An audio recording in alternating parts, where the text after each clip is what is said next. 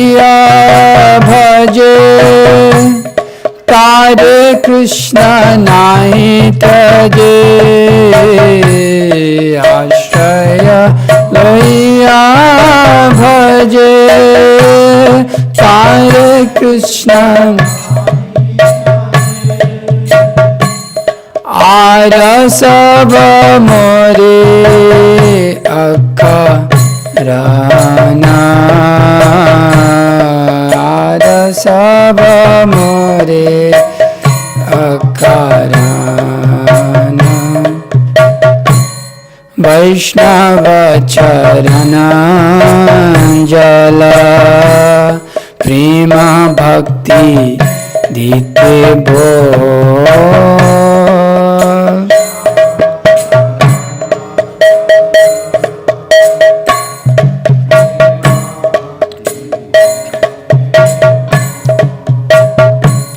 Are के हो नहीं बलवंत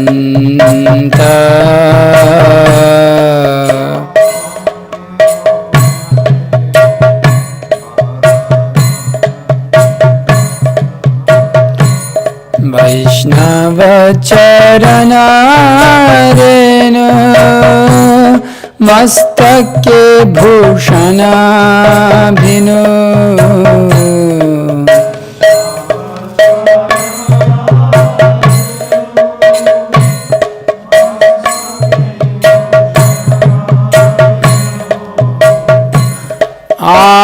नाही भूषणेर अंत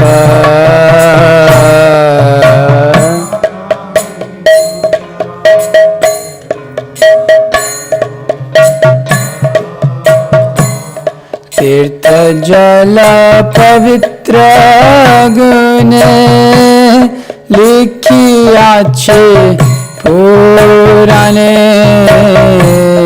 तीर्थ जल पवित्र गुणे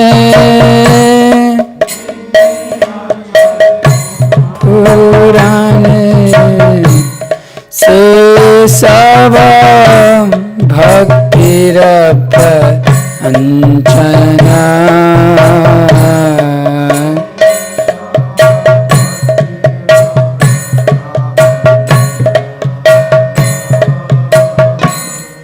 वैष्णवेद पादोदक सम्मान हे सब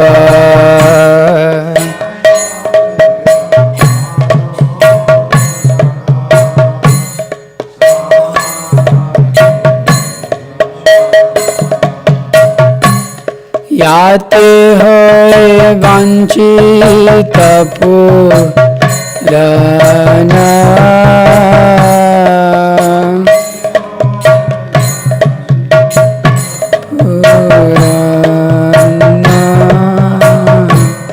वैष्णव संगीते माना आनंदित अनुक्षणा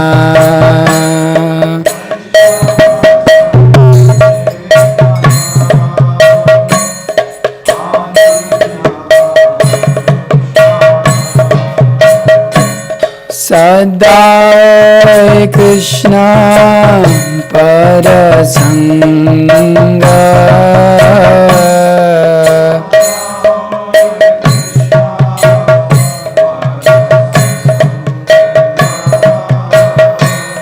दीन नरोत्तम कांडे हे अधैर्य नाही बंदे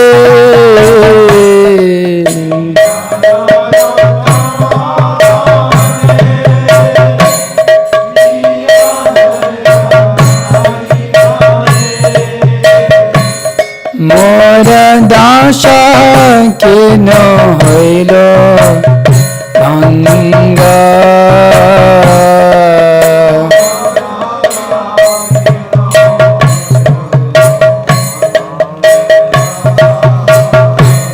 मोर दास के न होइलो भंग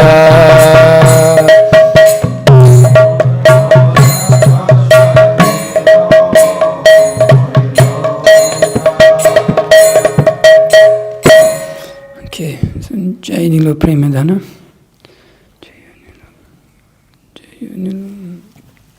Translation: He who bought the treasure of divine love and who filled with compassion and mercy, who was filled with compassion and mercy, where has such a personality as Advaita Acarya gone?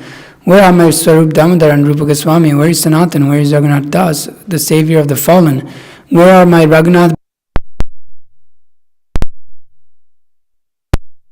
Oh, I'll smash my head against a rock and enter into the fire. Where will I find Lord Gauranga, the reservoir of all wonderful qualities?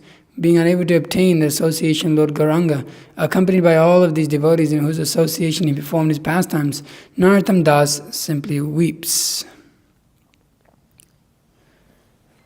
Jayanilo prema dhana karuna prachu Jayanilo prema dhana karuna prachu Heno Prabhu Kotha gela Acarya Thakur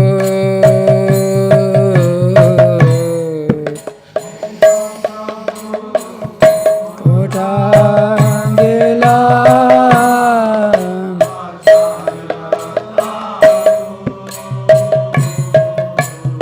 He no Prabhu Kotha gela Acarya Thakur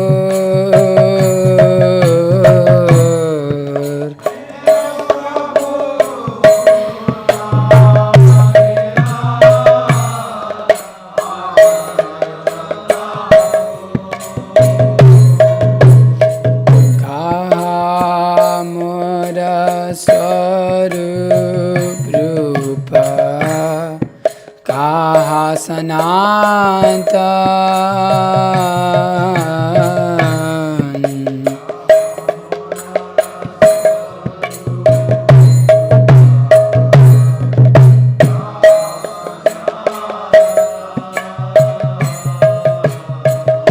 Kaha Dasa Raghunatha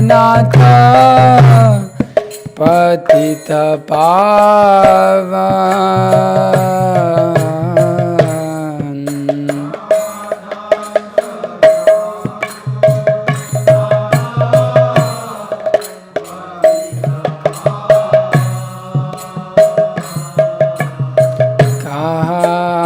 Kahamura Bhatta Yuga Kaha Kavira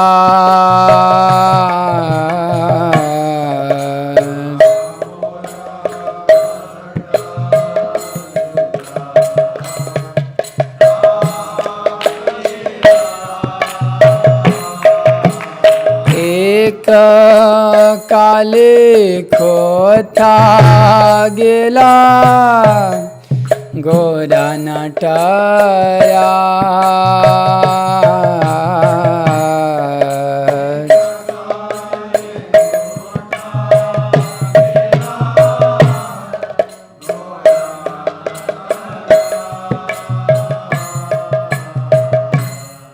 Parshane Kutivo Matha Anale Pashibo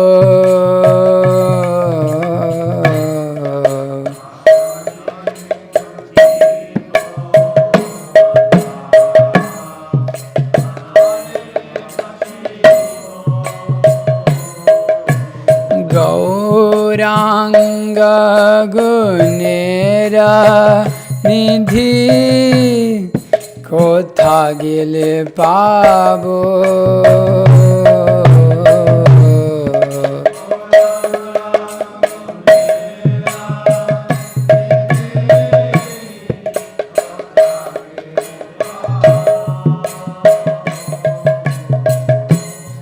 Se saba sangira sange Je koilo bila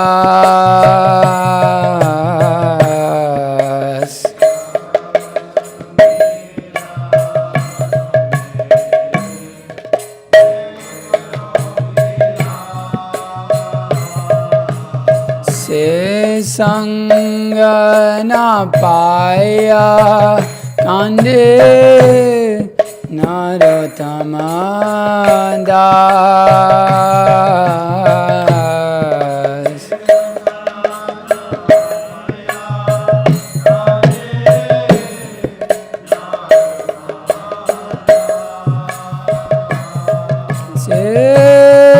Sanga na paya kande narottama das.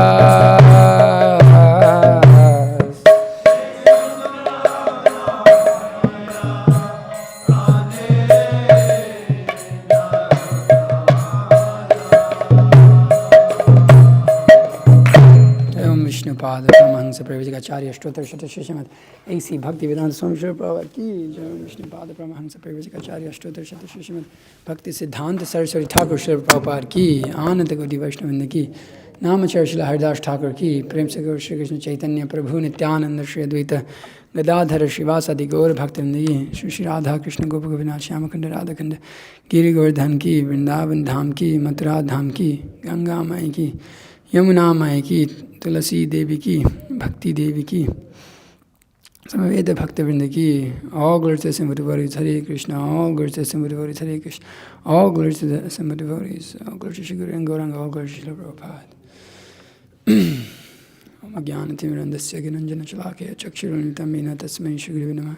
Shri Chaitanya Manobhishtam Sthapitam Mena Bhutale Swayam Rupa Kadhammayam Dadati Swapadantikam Vandeham Shri Guru Shyata Padakamalam Shri Gurun Vaishnavangscha Shri Rupam Sagar Jatam Sahagana Raghunathan Vitam Tam Sachivam Sadvaitam Savadutinam Parijana Sahitam Krishna Chaitanya Devam Shri Radha Krishna Padan Sahagana Lalita Shri Vishakhan Vitam Shahe Krishna Karuna Sindhu Dinavanda Jagatvati Gopesha Gopika Kanta Radha Kanta Namastute Tapta Kanchana Gaurangi Radhe Vrindavaneshwari Vrishabhanusate Devi Pranamami Haripriya Vanchakalpatarivescha Kripa Sindhuvya Vichapatitanam Pavani Vishnabhyo Namo Namaha Namo Vishnupadaya Krishna Prashtabhatala Srimate Bhakti Vikasa Swamitane Namo Vishnupadaya Krishna Prashtabhatala Srimate Bhakti Vedanta Swaminate Namane Namaste Sarasvate Devi Gauravani Pracharine Nirvisesha Shunyavadi Paschatya Deshatarine Jai Shri Krishna Chaitanya Prabhu Nityananda Shri Advaita Gadadhara Srivas Adi Gaura Bhaktivinoda Namo Vishnupadaya Krishna Prashtabhatala Srimate Bhakti Siddhanta Saraswati Iti Namine Shri Varshavanavi Devi Daitaya Kripabdhe Krishna Sambandha Vijnana Daine Prabhave Namaha Madhuryajvala Premadhya Shri Rupanuga Bhaktida Shri Gaura Karuna Shakti Vigrahaya Namastute Namaste Gauravani Shri Murtaya Dinatarine Rupanuga Viruddhapa Siddhanta Dvanta Harine Jai Shri Krishna Chaitanya Prabhu Nityananda Shri Advaita Gadadhara Srivas Adi Gaura Bhaktivinoda Hare Krishna Krishna Krishna Hare Hare Hare Rama Rama Rama Hare Hare Jnanananda Mayam Devam Nirmashparikakritim Adharam Sarva Vidyanam Hare Grivam Upasmahe Guru Vaishnava Bhagavan Tinir Smarana Hoye Vigna Vinashana Anayasha Hai Nija Vanchita Purana. So today is the Tirobhav of Bhaktisiddhanta Saraswati Thakur Prabhupada.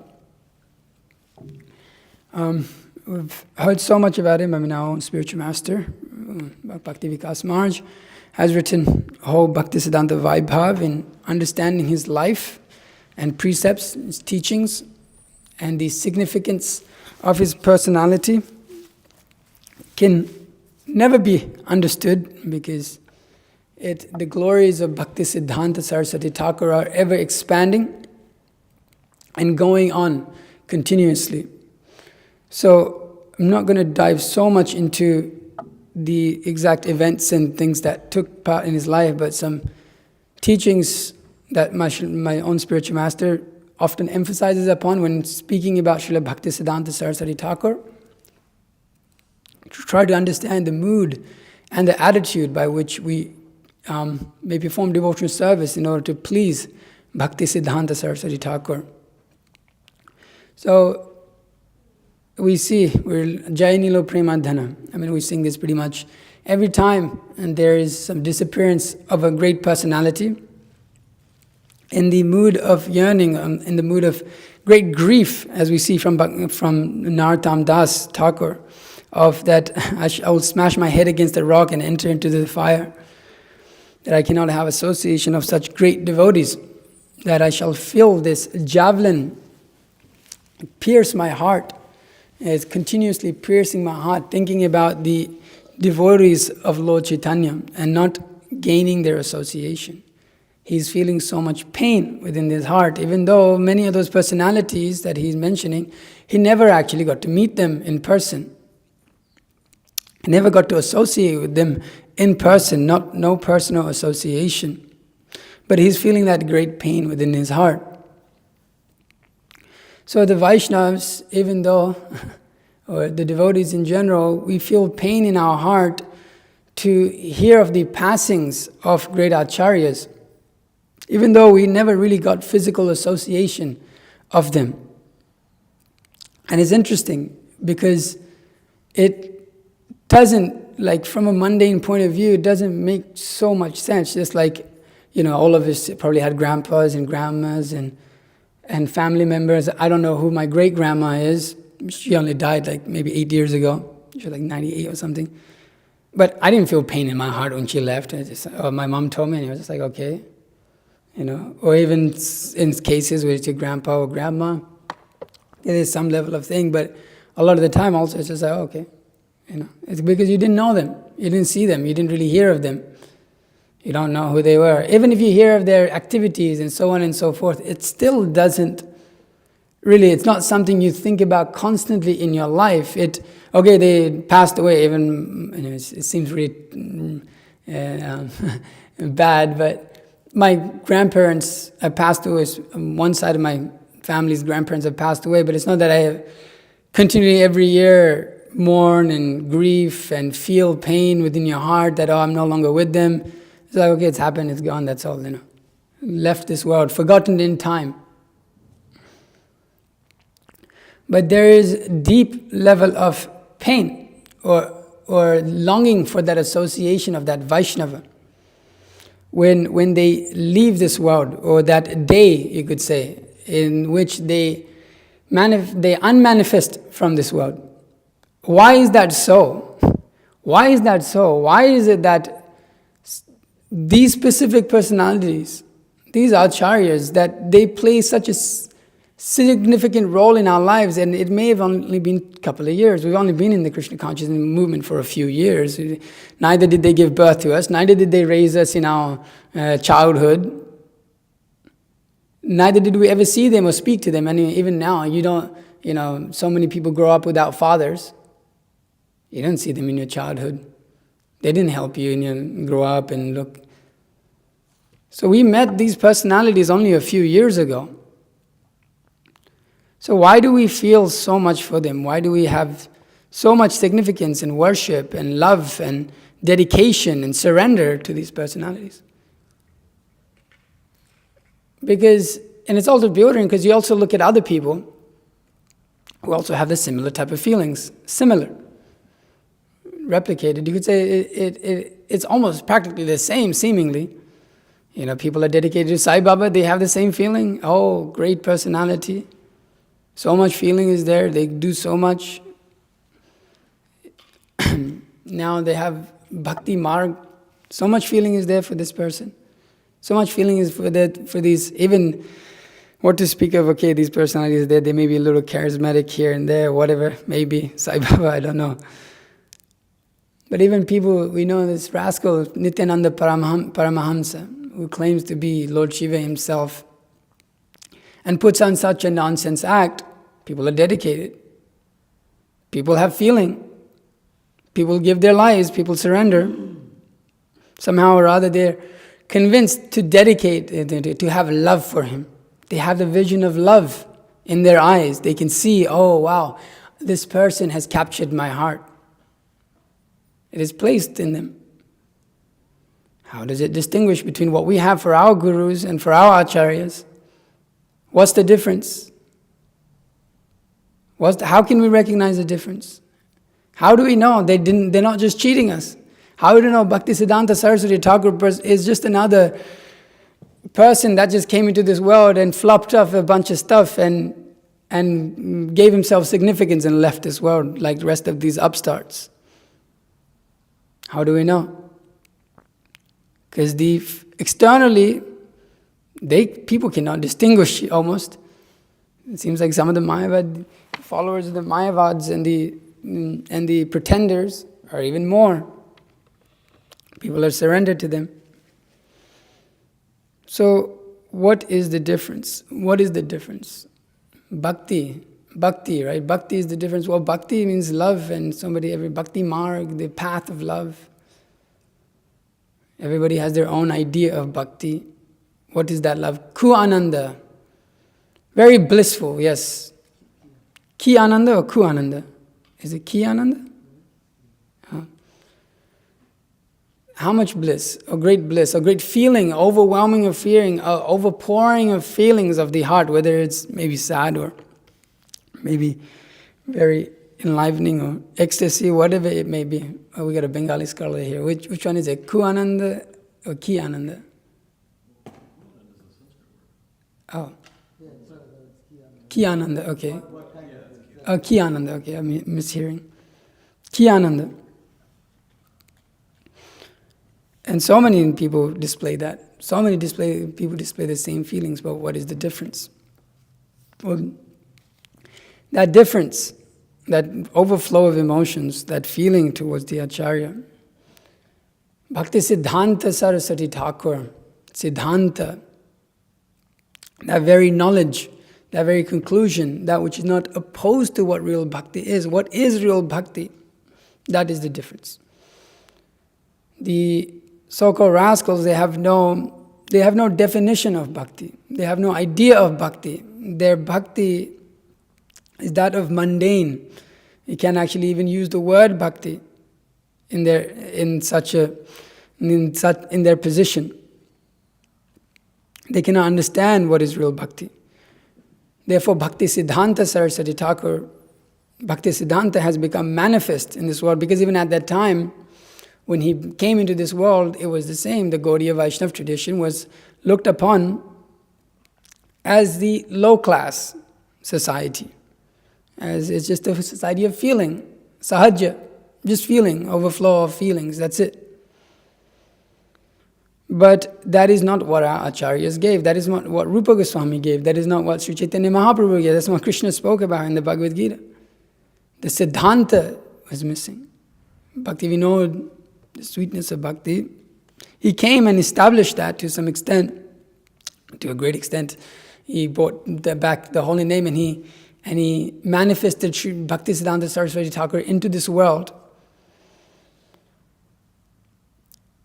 But it was largely misused. That this Siddhanta was pretty much missing the whole time because people gave the feeling more importance. Okay, the feeling of bhakti, but they don't know what bhakti is. They define bhakti in so many ways, especially you ask nowadays love, right? My Suraj Master said you can't actually translate it properly. But love, yeah. But what is their definition of love? If you were to ask, what is it? Sex. That is love. That is the highest realm of love. Sex, yeah, sure. But in their definition of this mundane sex. So Bhaktisiddhanta, that that bhakti without siddhanta is actually not real bhakti. It's not. It doesn't work. What is it? It's just some false feeling. It's a false idea of bhakti. Why? Because bhakti is ultimately meant for Krishna. It is the inherent nature of the soul. It is the position. The soul and bhakti, they're not separate. They exist together because Krishna, the Supreme Personality of Godhead, is there. Because Krishna is there, bhakti must be there. The jiva is there, the bhakti must be there. It is the inherent quality of the jiva. But when it is mixed with this prakrita rasa, when it is mixed with the external attachment to this world, then one cannot actually distinguish what is real bhakti and what is this so-called false bhakti, or what is this so-called bhakti. Therefore, this verse comes in the in this Chaitanya Charitamrita, Siddhanta Baliya Chaitanya Karalas, Eha Haite Krishna Lagi Shruddha Manas. That a sincere student should not neglect the discussions of such conclusion, considering them controversial, for such discussions strengthen the mind, thus one mind becomes attached to Krishna. Now Srila Prabhupada says something very significant in every purport, but this here plays a great role in the cultivation of devotional service, in the cultivation of bhakti. So there are many students who, in spite of reading the Bhagavad Gita, misunderstand Krishna because of imperfect knowledge and conclude him to be an ordinary historical personality. This one must not do. One should be particularly careful to understand the truth about Krishna. If because of laziness one does not come to know Krishna conclusively, one will be misguided about the cult of devotion, like those who declare themselves advanced devotees and imitate the transcendental symptoms sometimes observed in the liberated souls. Although the use of thoughts and arguments is the most suitable process for inducing an uninitiated person to become a devotee, neophytes in the devotional service must always alertly understand Krishna through the vision of the revealed scriptures, the bona fide devotees, and the spiritual master. Unless one hears about Sri Krishna from authorities, one cannot make advancement in devotion to Krishna, Sri Krishna. The revealed scriptures mention 9 means of attaining devotional service, of which the first and foremost is hearing from authority. The seed of devotion cannot sprout unless watered by the process of hearing and chanting. One should submissively receive the transcendental message from the spiritually advised sources and chant the very same messages for one's own benefit, as well as the benefit of one's audience. So Srila Prabhupada particularly makes the point here that because of laziness, the people of this world who have dedicated themselves to such false feeling, and that arises in dedication to false personalities, false objects of worship.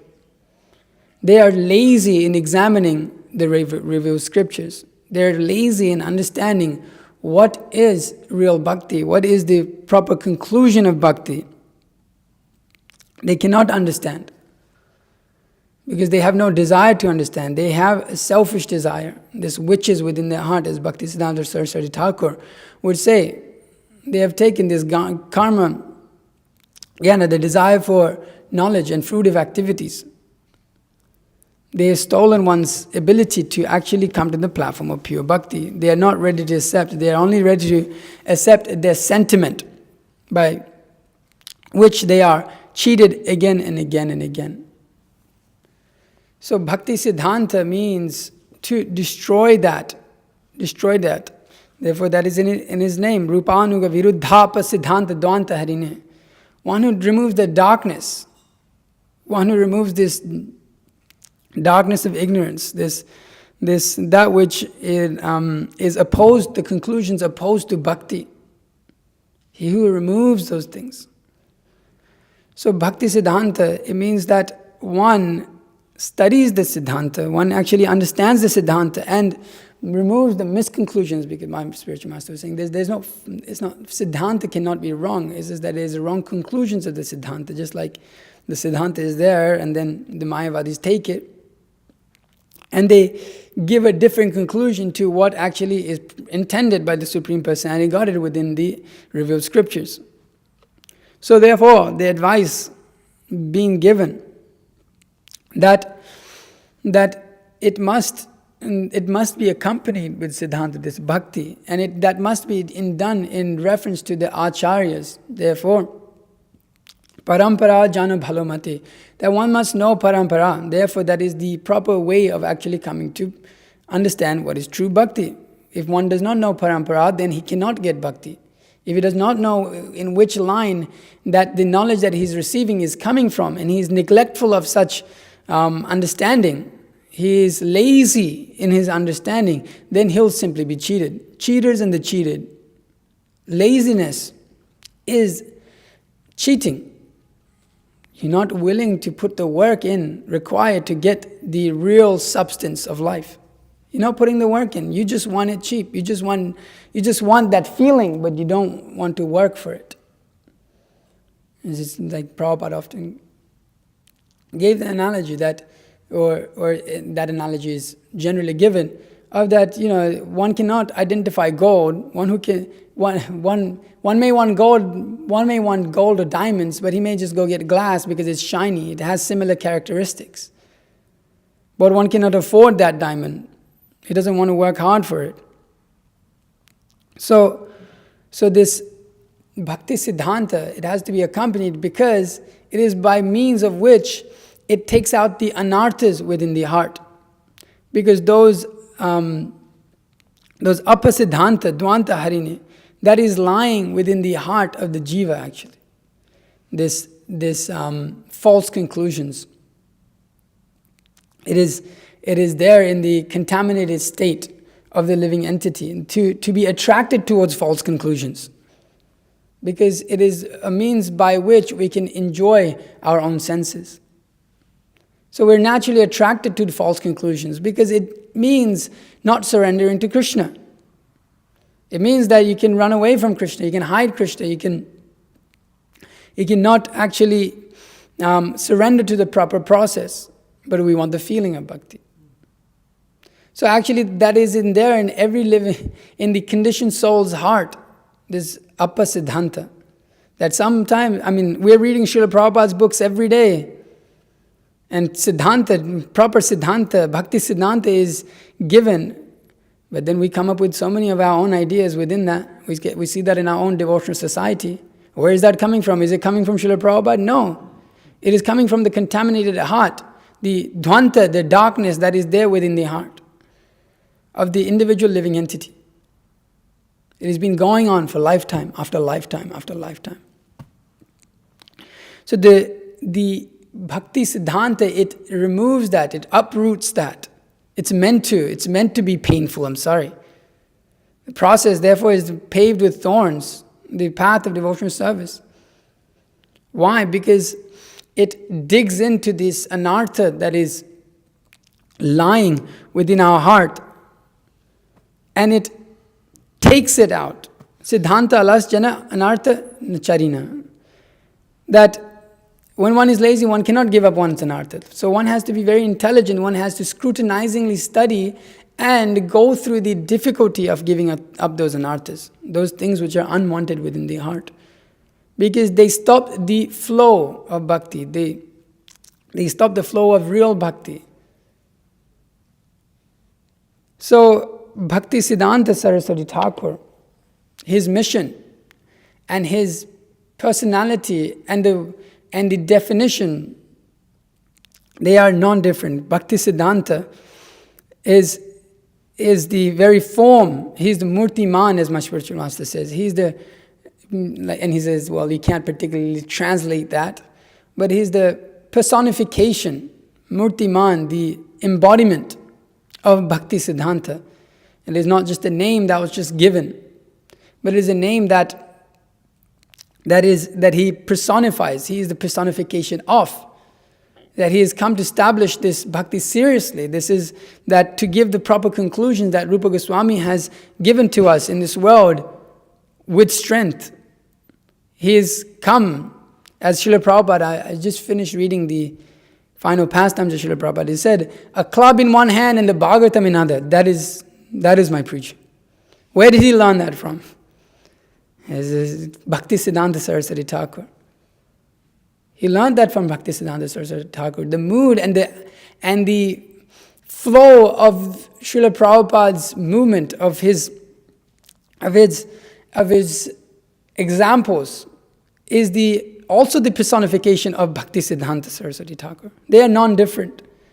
Bhaktisiddhanta, Bhakti Vedanta, non-different. They are the same. And we see in Srila Prabhupada's life what it means to be Bhaktisiddhanta, what it means to be the representative or an embodiment of Bhaktisiddhanta. It means to preach vigorously. It means to not let any nonsense come into our hearts, into the hearts of others also. And you see Srila Prabhupada, I was reading and I was shocked. He's exhibiting the pastimes of leaving this material world. It's just struggle after one struggle after another, especially at the age and at the display that his body is, the symptoms that his body is displaying. But he's thinking, well, let me go die. Let me go die on the field. That is a glorious. I'm a preacher of the Krishna consciousness movement. It's for a warrior. It's glorious to die on the battlefield. That was the mood and attitude of Bhaktisiddhanta. Let me destroy all of these rascals and establish real bhakti for their benefit. So he's the remover of the darkness, of the misrepresentations of true bhakti. Because by doing so, it is able to, of course, it may be seen as often Srila Prabhupada apologized to his own god brothers, and he apologized to so many of his own disciples at the end. He says, I'm sorry I was so strong. I'm very sorry. Please forgive me. Srila Prabhupada is asking for forgiveness to all his god brothers, saying, please forgive me. Please forgive me for my offenses. That in the realm of preaching, in my endeavor to preach, that I was so strong that I may have accidentally committed offenses. Of course, Srila Prabhupada, there's no question of Srila Prabhupada committing offenses. But preaching the message very strongly to awaken the jiva to understand its real relationship with Krishna, its real position with Krishna. One's jivera swarupo hai nitya Krishna das. That one is an eternal servant of Krishna. To awaken that in the conditioned soul is an endeavor that one cannot understand. Gallons and gallons and gallons and gallons of blood to make one devotee. Bhaktisiddhanta Sarsvati Thakur understood that. I mean, and therefore the glory of Srila Prabhupada is even more in one sense, because the amount he was able to do, and what type of personalities, what type of apasiddhantas were there in the heart of such persons. He is that personification of that also, Srila Prabhupada, our own Srila Prabhupada, Bhaktivedanta Swami Srila Prabhupada. Because he was the remover of darkness. He is establishing Siddhanta, Bhakti Siddhanta within their hearts. So, Bhaktisiddhanta Saraswati Thakur created a very clear distinction in what is bhakti and what is this apasampradaya. He exposed them all, as Srila Prabhupada would often say, I shall expose all these rascals. His fight was specifically against these scientists and obviously Mayavadis. But this Siddhanta exposes that Apasiddhanta. When that which is pure is presented, that which is impure becomes very clearly seen. Just like often given the example of when there is very pure white cloth, if you put any little speck, one little drop of ink, you'll be able to spot easily. So Bhaktisiddhanta Saraswati Thakur's preaching was very, very clear. Therefore, when you read his work, it's very complicated because it's to the point. There is no room and space to misunderstand in his writing. It's very clear and to the point. Establishing Siddhanta.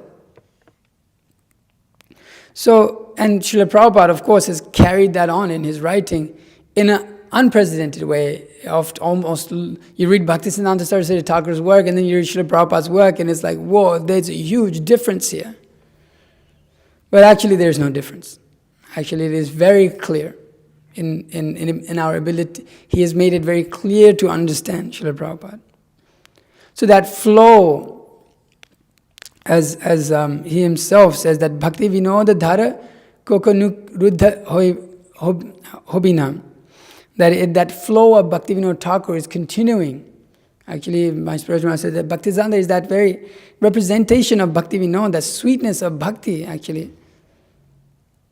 And Bhaktivedanta Swami Srila Prabhupada is also that presentation of, is that Bhaktisiddhanta, And so is the Acaryas after Srila Prabhupada that represent Bhaktivedanta Swami, that represent Srila Prabhupada. They are also Bhaktisiddhanta, because there is no death of Bhaktisiddhanta. As long as the true message is being given, as long as that true message of the devotional service, unmotivated and uninterrupted, is being given, then one is a true representation of Bhaktisiddhanta. One is a true representative of that Bhaktisiddhanta. But it may become hidden in this world, as my spiritual master says. It may become hidden. Just like we've seen that as after Srila Bhaktisiddhanta Sarsvati Thakur left this world, practically it was like darkness, as Srila Prabhupada sometimes described. Just so much fire in the mud, so much fighting, so much crazy, fighting over nonsense things, just fighting over marbles, fighting over temples. As I think somebody was relating to me that Bhakti Vikas Maharaj didn't want to write what happened afterwards just because it was so crazy. It was discouraging actually to hear about what happened after the Acarya left. And even when we hear what happened even after our own Srila Prabhupada, Bhaktivedanta Swami Srila Prabhupada left, it's like, whoa, it's very intense. Because that which the Acharya taught may not have been taken, may have not been by the individual being actually absorbed in the way that the Acharya was teaching it.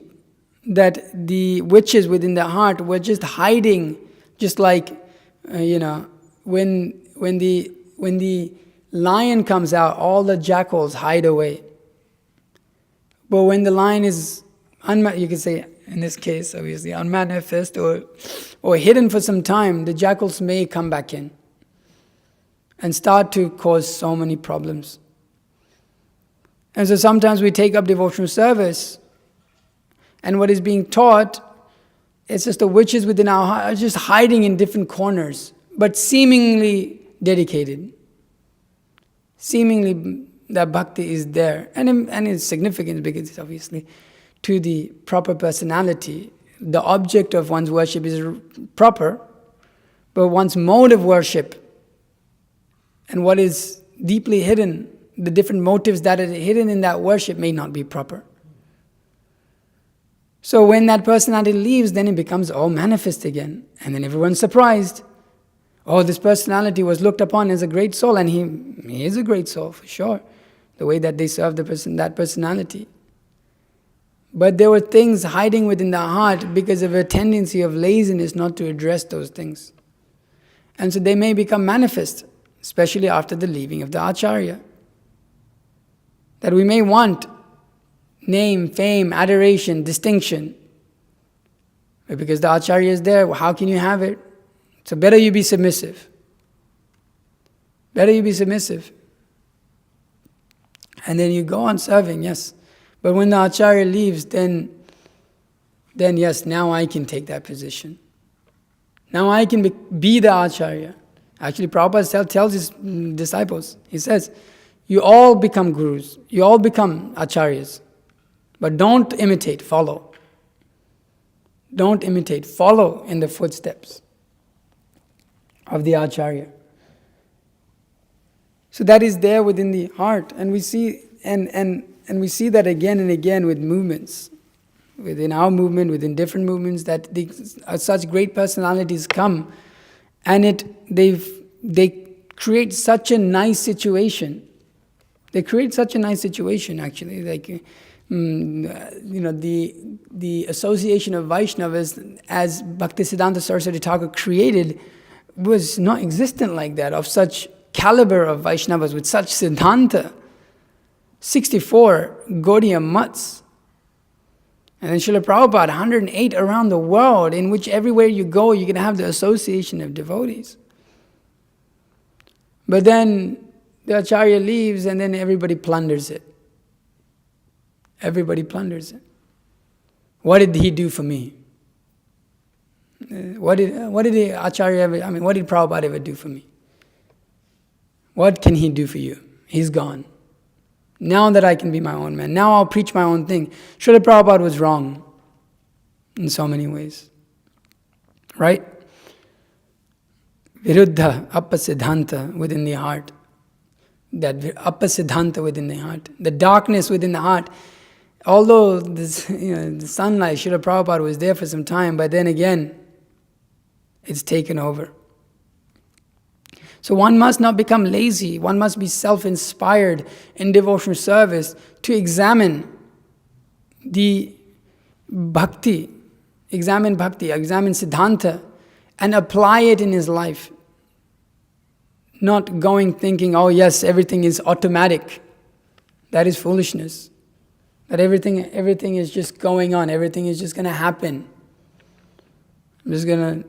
But one actually has to examine, one has to utilize the God-given intelligence to engage himself in the proper process of devotional service, trying to recognize what is in my heart. Try to give that proper recognition, not being arrogant or overly confident. Yes, now I have removed. Now I am above. Now I am the best. Yes, now I have overcome. As soon as one thinks that is all finished, as Srila Prabhupada often said, not scared of Maya. That Bhaktisiddhanta, you can die in our own hearts. You can die in our hearts, it can become completely covered, complete darkness can take place, even while you're within the realm or the situation of devotional service. I've seen it, we've seen it. They're in good association, but their hearts are completely covered with darkness. Cannot see. And they think, oh yes, now I've become great. Now I'll take such a great position. But you fool, you don't recognize where you're at. And you don't take the opinions of, as Srila Prabhupada says, of your authorities, or the proper conclusions of bhakti. One does not take proper shelter. But he gives himself more significance. Oh yes, I am pure. I will become pure. Yes. That everybody else is impure. If there's so many problems. Yes, this problem, that problem. This. Look. As Bhaktisiddhanta says, pointing in one direction, the 3 fingers are pointing back at you. You cannot see your own faults. So one has to take up the process seriously. And Bhaktisiddhanta Saraswati Thakur, he encouraged us to do that. He pushed us to do that. He laid out the foundations by which we can remove this darkness from the deepest core of our contaminated heart. These witches that are there within the heart, they need to be removed. It is done by proper surrender to the proper object of surrender, one's spiritual master, one's proper guidance. One has to properly examine. One cannot be lazy in this understanding. One cannot be lazy. One has to see what there may be in his own heart. And when he is honest, as for those thoroughly honest, then they can overcome. As we see, Srila Bhaktisiddhanta Saraswati Thakur, so many of his disciples is kind of caused so many problems in the mud, but then there's also so many disciples, it's 8:30, of his, like Srila Prabhupada, who took that very much. As soon as he heard them, everything finished, that's all. Dvanta Hari. There's no darkness in the heart of Srila Prabhupada, of course, but the exhibition was there. That as soon as I heard from my spiritual master, I was attached to this Gandhi movement. But everything gone, finished. Why don't you go preach in the West? That Krishna consciousness must be established before anything must be done.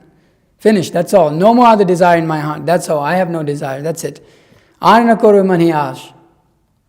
That is the power of Bhaktisiddhanta. But for those who want to cultivate something else, then it is not forced. Bhakti is not forced.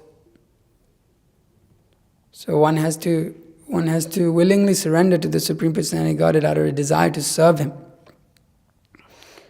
And so I'll read this little bit here before I finish off. Last Will and Testament of Rupanuga by Bhaktisiddhanta Saraswati Thakur. It was spoken on the 23rd December 1936 and translated from Bengali by Srila Prabhupada.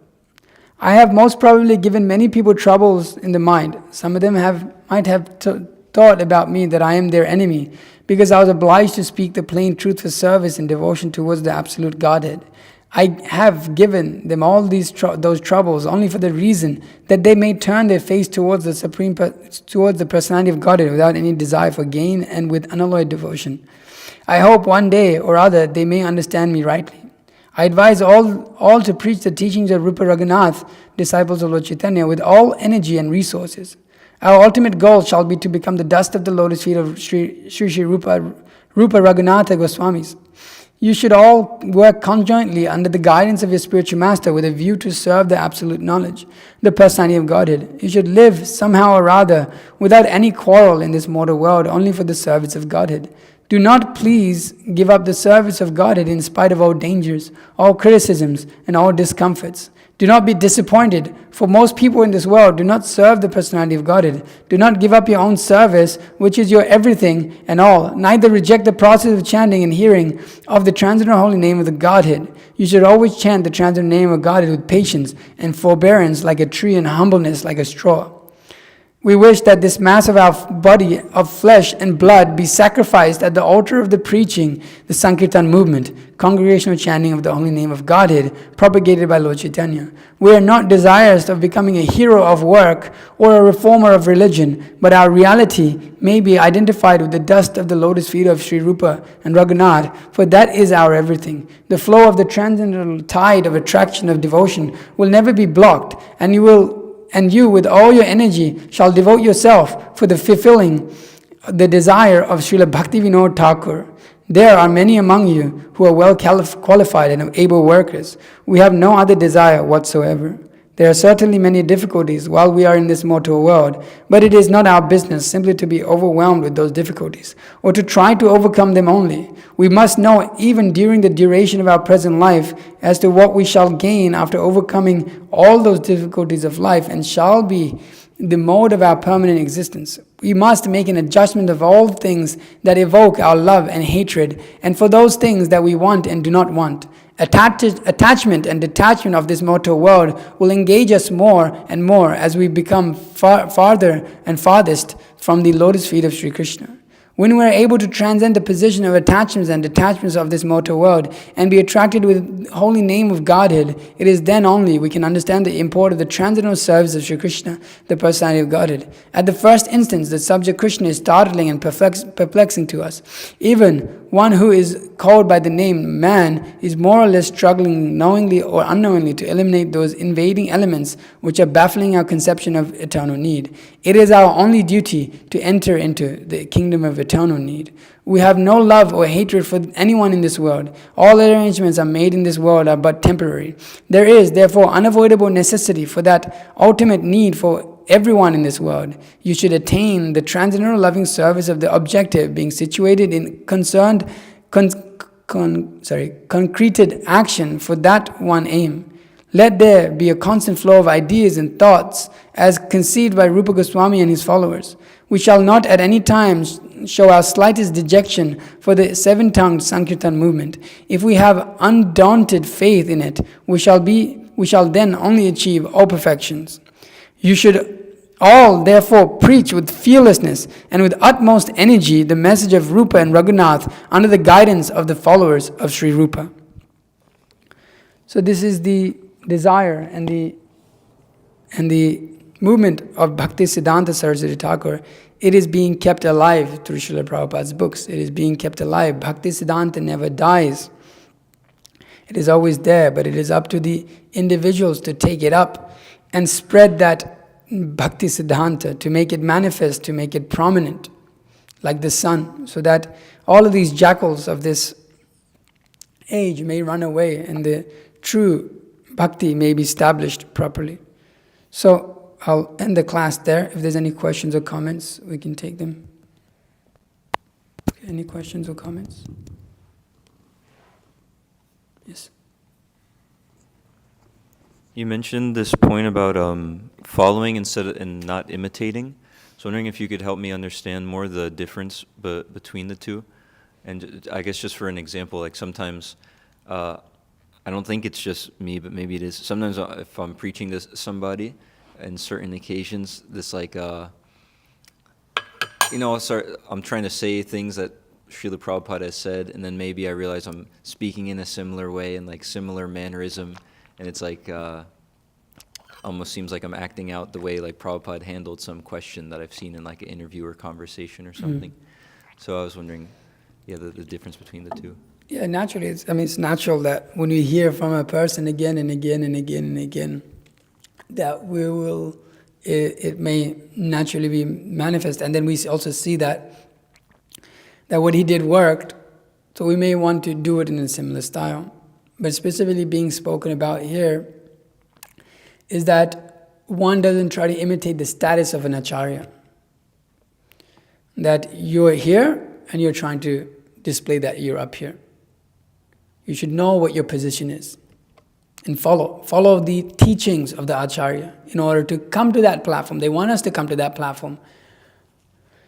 So imitating means that to try to put out self on that position, on that platform on which that Acarya is, to try to display, oh yes, I'm as good as Srila Prabhupada. I'm on the same level. I'm on the same level as Bhaktisiddhanta. That is imitation. You cannot imitate. You may naturally, in the course of your speaking, because you hear your spiritual master so much, you practically, you may pretty much speak.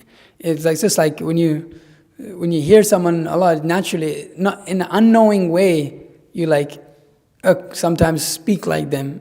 It's just like the way things work for some reason. This is how it works. But then it's another thing when that may be there, but then there's in terms of achar, one's actions, sometimes, like let's say, you don't need, you're carrying a Prabhupada cane when you don't need one, wearing everything just exactly the way the Prabhupada wore it. So then one is trying to put oneself in the same position and look at me as you look at Srila Prabhupada. Then it's not. Then it's like imitation, without the proper adhikar, when one doesn't have the qualification. But every devotee has his own individual. Sometimes we feel like that, but we feel like, am I trying to look like Srila Prabhupada? But every devotee, even after acquiring knowledge from Srila Prabhupada and our own spiritual master, has his own level of individuality and his proper understanding that comes from them, but is displayed in his own individual way. So one doesn't try to become an Acarya in the sense of that one doesn't try to force that. One should become an Acarya. Actually, everyone should become an Acarya.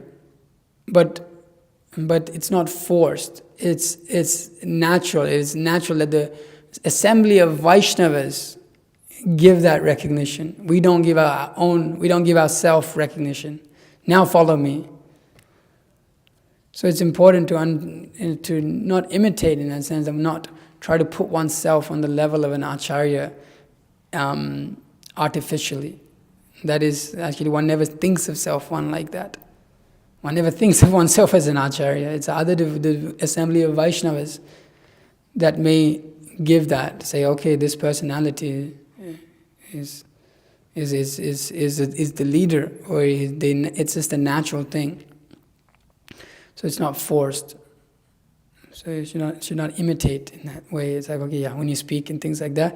And naturally, when you have a conversation, somebody says something, I'm going to reply exactly what Srila Prabhupada said. And that's a position of a disciple. He repeats what his spiritual master spoke. But he doesn't try to take that position as an Acharya. And that's what makes him an Acharya, actually, in time. That he simply knows his position and advances in devotional service. Acharya also, one who teaches by example and may not be a big guru of the world and such. One teaches by example of devotional service. Yeah. Is there anything else? Over to Chandan, Prabhu. Prabhu, this little essay you read was really nice. It's just a technical question. Any idea what Bhaktisiddhanta Saraswati Thakur was referring to in the end? He said something like seven-tongue Sankirtan mission? This is referring to the 7 transcendental effects of the holy name mentioned by Sri Chaitanya Mahaprabhu in the verse 1 of Shikshashtaka. Cheto Darpana Marjanam, and removes the all of those dirty things within the heart. Interesting. That is life of all transcendental knowledge. So there's the 7 things that are there. Okay, anything else? Yeah. Hare Krishna. So we see that even in like our own devotional society, people who are clearly deviating, they cite this reference of like details versus principles. Could you sort of speak a little bit on this and give like the correct understanding? I'm not so detail, but it's like they because, use the idea. Well, I'm following the principle, but with the detail. Yeah, they like say that like okay, like principle is something that we have to follow, but detail it sort of varies based on like the Acarya and what they emphasize in different things that they institute, and they quote like okay, like I don't have to follow that because even though Prabhupada did that, that's a detail, versus I'm following like the principles, and they use that to sort of like verify and like say that that's what they're doing. Like an example of that, just so I understand clearly. So like, for example, like for how in the way that Srila Prabhupada interacted with his like female disciples, that wasn't how like his Guru Maharaj did that. But they're like, okay, like that's like a detail because it varies based on like the time, place, and like the circumstance and where you're preaching. Or like because Srila Prabhupada was in like the Western countries, he sort of had to do so many things that were different than what his spiritual master did. But like, okay, like the principles are still the same. Sure. So like people say, okay, I'm following like the main principles, but these like details based on like the time, like this like time, place, and circumstance thing. Yeah. They like say, okay, like I don't have to follow those same details. So could you sort of like elaborate more on this? Yeah, I mean, obviously that is there, and that's true to a great extent, that it has to be seen. One has to know when to apply certain things and when not to apply, as Srila Prabhupada himself says, in terms of in this verse, Atyahara prayasasya prajalpa niyamagraha. No, sorry, not this. Yeah, that utsaha which was it following the rules and regulations too strictly? Atyahara prayasasya prajalpa niyamagraha. Niyamagraha. So this word comes, and Srila Prabhupada says that, or in the study of this nectar of instruction here is mentioned that regulative principles which doesn't support bhakti may regulative principle, meaning that like you're following strictly the principles of whatever certain things, just like it may be that in the beginning Srila Prabhupada didn't really emphasize the men and women being separate, but if he did that, it would may have made it difficult to bring those people actually in. But the main point stands is that what is the result? So there may be adjustment for sure. We can't disagree with that. How can you say you can't adjust? We have to adjust to a great extent in circumstances and times, because it doesn't work. Otherwise nothing happens at all. So, but it requires us to bring them up, so to the proper understanding. So Srila Prabhupada did that. They don't recognize that. In the beginning, Srila Prabhupada, according to what the time and need was, he would adjust. But then once they were in, Prabhupada said, boil the milk. Now set the standard. In the beginning, there's recounts of where Srila Prabhupada, I think Yamuna in the might be Yamuna or someone else, where she mentioned that Prabhupada gave me an Indian hug. You know what that is? You just hug them over the shoulder, and none of the body parts touch other than the shoulders. For a sannyasi to do that, traditionally, Bhaktisiddhanta Saraswati Thakur would have just to even initiate a disciple, he would put up one of these, screens to initiate. And Srila Prabhupada's doing this. But you look at the result, they became extremely dedicated, and then And then Prabhupada pushed traditional roles. So we see that very clearly in Srila Prabhupada, because there's none of these witches within the heart, it's clear flow of bhakti. But then we have to be careful with that, because we have to recognize, well, we have that in our heart. So if we try to imitate that same type of thing, this is not going to end well. So it's not a outright answer, well, they're wrong and we're right, and it has to be seen in time almost. Okay, the principle is kept, the surrender to Krishna. And sure, yeah, the details may be adjusted accordingly to time, place, and circumstance, but it must ultimately bring them to the higher standard of devotional service. It must be that. Otherwise, then there's a problem. Then the principle, you won't actually be able to teach that principle unless you give them if the detail is, okay, yeah, we can mix, but then ultimately you don't give them an understanding of the principle. This was only done for the sake of bringing you to Krishna consciousness. Now take up this higher principle, then it's useless. Because they'll just see the detail as a principle. They'll make the detail as a principle. So, preaching of Krishna consciousness is very hard, actually. Bhaktisiddhanta Sarsvati Thakur makes the point. It's very, very hard, because your own desires, the desires of others, dealing with people's life, you don't know what they're thinking, you don't know what they want to do, they don't know what they want to do. So it's very hard. Therefore, it requires one to really surrender to the process. It really requires one to study. Don't be lazy in understanding. So I can't, obviously that's a big topic, but that's at least the basics of it, that one should bring one to everybody, that whatever your detail may be there, but the principle, everybody should come to that, ultimately that principle of surrender, or that understanding. And then whatever newer people, the detail may be adjusted, but everybody should come up and understand why that detail adjusted, and that is not, it becomes a staple of the Krishna consciousness movement. That just like we go to the universities, and you'll see free mixing, in the sense that we sit with women and the women sit with the men, and we talk, and it's very casual. But then when we transfer them to here, as time goes, like, okay, day one, okay, yep, and then it's very clear, separate. This is the standard. The only reason we're doing that is in order to help you understand Krishna consciousness. They understand that, everybody understands that, what their gold standard is, and we go on in Krishna consciousness. So it requires the leaders, it requires the people to have proper vision. So all of these, it's really tough. It can become diluted very quickly. It's really hard to establish the high standard, but it's really easy to dilute it and bring it down. So therefore you can appreciate Srila Prabhupada's, his level, who Srila Prabhupada is, who Bhaktisiddhanta is. It's hard to understand. Anything? Oh, yeah.